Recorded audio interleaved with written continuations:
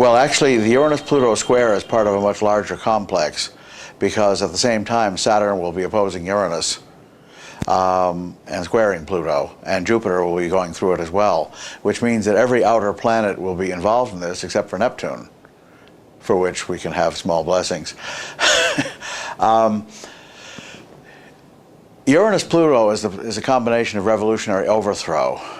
And the fact this aspect is occurring around 0 degrees of cardinal signs, that is to say, Saturn will be at 0 Aries, excuse me, Uranus will be at 0 Aries, Saturn will be at 0 Libra, and Pluto at 0 Capricorn, gives it a much more potent potential effect than what happened in the 60s.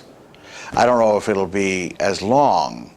I don't think it'll necessarily give rise to a movement, but I think there's going to be a very acute crisis, because many astrologers believe, and I tend to be of their number, that the 0 degrees of the cardinal signs, which is where the seasons change, beginning of spring, beginning of summer, beginning of fall, beginning of winter, function to the world the way the rising degree and culminating degree function to individuals. And the result of this is that it's basically a powerful transit to the world. To give you some idea of the impact of previous similar transits, exactly 1/2 a Pluto cycle ago, in August of 1914, Pluto crossed 0 Cancer, and World War I began. The fact that we have all these major things piling up at the moment is a very bad sign. Food shortages, the major storms, the rising cost of oil, suggests that there's going to be an acute crisis within the next few years, and this Uranus-Pluto will probably time it. It means revolutionary overthrow. Therefore, that's not necessarily revolutionary overthrow in the common sense of a revolution, but a revolutionary transformation, so that the world afterwards will be very different from the world before. Couple this with the Mayan prophecies, which come due in 2012, and some fixed star changes that come due in 2017. The next 10 years are going to be really dramatic. And I don't think you really need astrology anymore to tell you that, but we've been talking about this now for several years. 2 years ago, at the British Astrological Association annual convention, I did a joint seminar on mundane astrology, which means predicting events for the world, with a Frenchman whose name escapes me at the moment, but he was brilliant. So if he hears this and I don't remember his name, remember I said that he's brilliant. But there's a whole group of them who do mundane astrology in France, and their material is extremely good, and they were very, very worried about this period. We're actually already in it, because Pluto is already going back and forth over the cardinals. And all of this dancing around in these degrees will occupy us till about 2012. I don't put a lot of credence into the Mayan calendar, but there are other things as well, these aspects for one. A brief comment about the Mayan calendar. I recognize the structures on which it's based. It's like the Babylonian system, where everything is done in whole numbers of days. And you can, in fact, make cyclical projections for centuries in advance.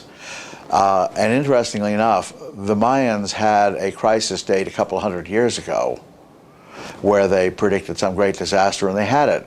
They had a particularly intense battle with the Spanish, and they lost. It may be the Mayans that are in trouble in 2012 rather than the world, but the world has got its own problems, for sure. I said many years ago, when I found the fixed star combinations that are involved in this, that by the year 2020 the world would either be entering a new dark ages, or have entered, or it will have finally begun to cope with the ecological problem. It's going to have to, one of those two things is going to have to happen, where we've just about run out of time. There's a wonderful word in Jungian psychology. It's called enantiodromia, and it means a racecourse running in two directions at once. And when you take anything sufficiently to the extreme, it turns into its opposite. China has done this. It's gone from being a left-wing dictatorship to a right-wing dictatorship. The primary thing the Chinese government is interested in doing is staying in power. Ideology be hanged. which makes them indistinguishable from Myanmar, which they interestingly support. And ditto the Sudan government is another example of that. The fact that Pluto has entered Capricorn suggests that the non-viable rigid structures of the world are going to be facing a crisis over the next 17 years. I say the non-viable. Ones that actually have their act together will probably solidify, because Pluto doesn't necessarily destroy. It can firm up that which works and destroy that which doesn't. In this country, I think we are at the end of a cycle of extreme right-wing activity, and it's dying for a very simple reason. It's failed. I mean, it's failed colossally. Whatever one may say about the waste and corruption of the years that were governed by liberals, and there was quite a bit of that, people were not in bad shape.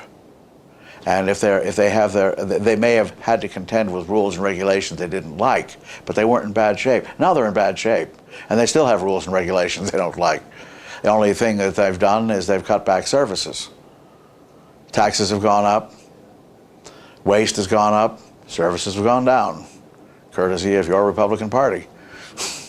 I won't make any bones about that position. I will say, however, for any conservatives that might hear this, that conservatism is not actually the problem. These people aren't conservatives. They're kleptocrats. You know what a kleptocrat is? Government by thieves. Being somewhat in debt myself, I'm speaking from personal experience, it was a great time to get out of debt as much as possible. The more you can disconnect yourself from highly centralized systems that require stability, the better. I'm not saying everybody has to go to the forest and do their own farming and everything, but the oil problem is going to probably kill the trucking industry as we know it. Fortunately, we do still have railroads, but they need to be rebuilt in many cases. That the individual can't take care of, but the individual can lose their taste for imported foods brought from great distances. I will give one startling example I personally encountered.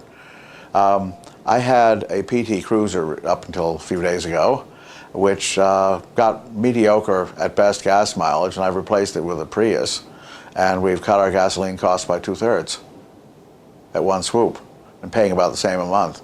Now, I'm not trying to be righteous here, but it demonstrates that there could be a sweeping change if low mileage per gallon automobiles were abandoned.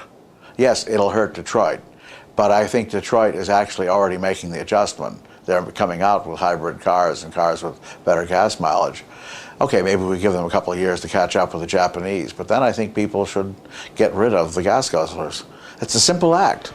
We have sacrificed nothing except a couple of cubic feet of storage in the car, and that's all, a couple of cubic feet.